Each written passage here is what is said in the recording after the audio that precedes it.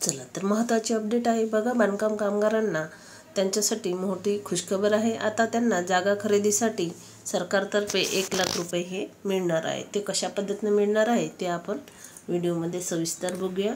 कशा पद्धतीने फॉर्म भरायचा, कुठे भरायचा, लास्ट डेट किती आहे आणि कोणत्या वेबसाईटवर जाऊन अप्लाय करायचं, ऑनलाईन ऑफलाईन, हे सर्व आपण बघणार आहोत। तर राज्यातील बांधकाम कामगारांना आजपासून 1 लाख रुपये मिळणार, कंस्ट्रक्शन वर्कर्स सबसिडी।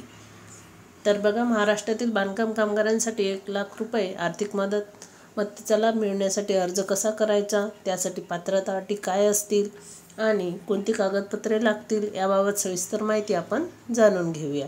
या योजनेचा लाभ घेण्यासाठी कामगारांना कोणते निकष पूर्ण करावे लागतील, तसेच अर्ज प्रक्रिया कशी असेल हे समजून घेणे महत्त्वाचे आहे। अर्जदाराने आवश्यक कागदपत्रासह अर्ज कसा भरायचा याची संपूर्ण प्रक्रिया स्पष्ट करण्यात येईल आणि कोणते कागदपत्र आवश्यक असतील याबाबत सविस्तर माहिती आपण बघूया। महाराष्ट्राच्या विकासात बांधकाम कामगारांची भूमिका अत्यंत महत्त्वाची आहे। रस्ते, पूल, उंच इमारती आणि विविध पायाभूत सुविधा उभारण्यासाठी ते दिवसरात्र मेहनत घेतात। या मेहनतीची दखल राज्य सरकारने त्यांच्यासाठी एक विशेष आर्थिक मदत योजना जाहीर केली आहे। या योजनेअंतर्गत पात्र बांधकाम कामगारांना 1 लाख रुपयापर्यंत आर्थिक सहाय्य दिले जाणार आहे।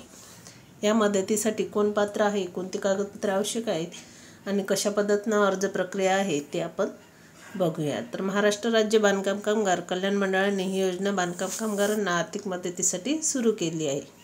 तर या योजनेअंतर्गत नोंदणीकृत कामगारांना विविध कारणासाठी 1 लाख रुपयापर्यंत आर्थिक सहाय्य दिले जाते आणि ही मदत मुख्यतः 3 गटामध्ये वाटली आहे।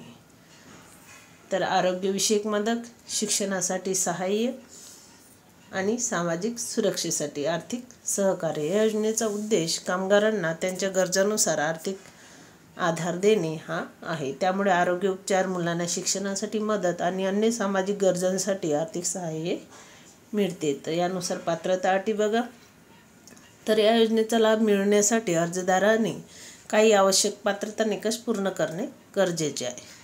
तर अर्जदाराचे वय बघा, 18 ते 60 वर्षादरम्यान असावे। महाराष्ट्रातील कायदेशीर रहिवासी असावा तो।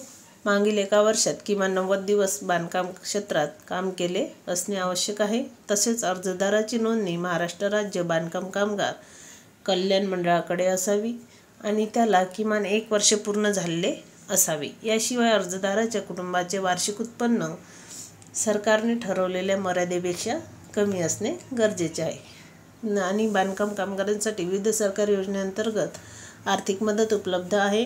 गंभीर आजारांच्या उपचारासाठी 1 लाख रुपयापर्यंत सहाय्य दिले जाते। बघा, गंभीर उपचार म्हणजे आजार जे असतील त्यांच्या उपचारासाठी 1 लाख रुपयापर्यंत आर्थिक सहाय्य दिले जाते। तसेच महिला कामगारांना प्रसूतीसाठी 50,000 रुपयापर्यंत आर्थिक मदत हे मिळू शकते। अपघाती विमा, संरक्षण आणि वैद्यकीय उपचारांसाठी विशेष योजना आहेत। तर कामगारांच्या मुलांसाठी शिष्यवृत्ती, व्यावसायिक प्रशिक्षणासाठी मदत आणि शैक्षणिक साहित्य खरेदीसाठी अनुदान हे दिले जाते। निवृत्ती वेतन योजना सुद्धा आता चालू झाली आहे। कुटुंब पेन्शन आणि अंत्यसंस्कार खर्चासाठी आर्थिक सहाय्य दिले जाते। तसेच विवाहासाठी सुद्धा आर्थिक मदत हे केली जाते। आवश्यक कागदपत्रे बघा, या योजनेसाठी अर्ज करताना काही आवश्यक कागदपत्रे लागणार आहेत। अर्जदाराचे आधार कार्ड असणे आवश्यक आहे, रहिवासी पुरावा असणे आवश्यक आहे। त्याच्यासाठी जसे त्याला राशन कार्ड, वीज बिल किंवा मतदान ओळखपत्र चालेल, आवश्यक असणार आहे। त्याचसोबत पॅन कार्ड आणि बँक खात्याची माहिती, पासबुक किंवा रद्द केलेला चेक द्यावी लागेल। अर्जासोबत पासपोर्ट आकाराचा फोटो लागेल। तसेच वय आणि शिक्षणाचा पुरावा जोडावा लागेल, म्हणजेच आपली TC किंवा जन्माचा दाखला। कामगार म्हणून बांधकाम क्षेत्रात काम करत असल्याचा पुरावा, जसे की ओळखपत्र, अनुभव प्रमाणपत्र किंवा नियुक्त्याने प्रमाणपत्र द्यावे लागणार आहे। अर्ज प्रक्रिया बघा, योजनेसाठी अर्ज करण्यासाठी तुम्हाला ऑनलाईन किंवा ऑफलाईन अशा दोन्ही पद्धतीचा उपलब्ध करता येणार आहे।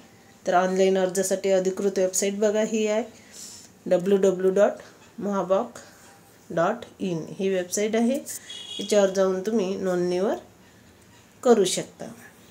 तिथे आवश्यक माहिती भरून आवश्यक कागदपत्रे अपलोड करून अर्ज सबमिट करा। अर्ज क्रमांक मिळाल्यानंतर तुम्ही त्याची स्थिती ऑनलाईन तपासू शकता। ऑफलाईन अर्जासाठी जवळच्या सेवा केंद्र, कामगार कल्याण केंद्र किंवा तालुका कार्यालयात जा आणि तिथे अर्ज फॉर्म भरून आवश्यक कागदपत्रे संलग्न करा आणि अर्ज सबमिट करून पावती घेणे महत्त्वाचे आहे.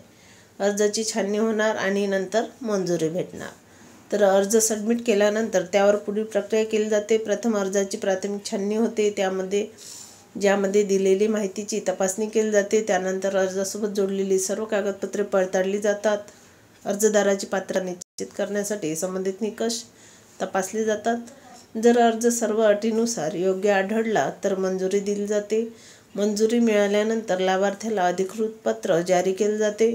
अंतिम टप्प्यात आर्थिक सहाय्य थेट लाभार्थ्याच्या बँक खात्यात जमा केले जाते. अर्जदाराला वेळोवेळी आवश्यक माहितीही दिली जाते. तर अशा पद्धतीने तुम्हाला 1,00,000 रुपये मिळणार.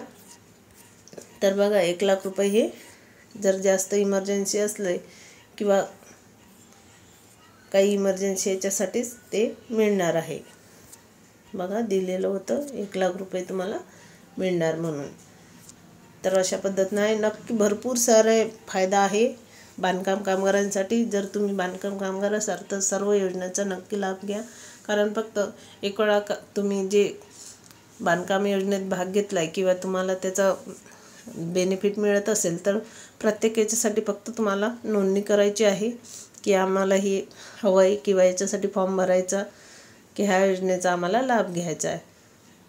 अशा पद्धतीनं तुम्ही करू शकता.